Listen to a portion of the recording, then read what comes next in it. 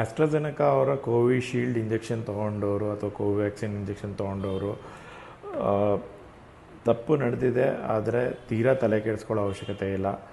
ನಿಮ್ಮ ಆಲೋಚನೆ, ಮಾತು ಮತ್ತು ನಡೆ ಮೂರನ್ನೂ ಸತ್ಯವಾಗಿ ಇಟ್ಕೊಳ್ಳಿ. ಆಮೇಲೆ ಆದಷ್ಟು ನೀರು ಕುಡೀರಿ. ಸೂರ್ಯನ ಬೆಳಕಲ್ಲಿ ಸ್ವಲ್ಪ ಬಿಸಿಲು ಕಾಯಿಸಿ, ಹಪ್ಪಳ ಒಣಗ್ದಂಗೆ ಚರ್ಮ ಚುರುಗುಡಬೇಕು, ಕಪ್ಪಗಾಗಬೇಕು, ಬೆವರು ಬರಬೇಕು ಅಷ್ಟೊತ್ತು. ಆವಾಗ ಶರೀರದಲ್ಲಿರೋ ಎಷ್ಟೋ ವಿಷವಸ್ತುಗಳು ಇನ್ಯಾಕ್ಟಿವ್ ಆಗುತ್ತೆ ಅಥವಾ ಹೊರಗೆ ಬರುತ್ತೆ.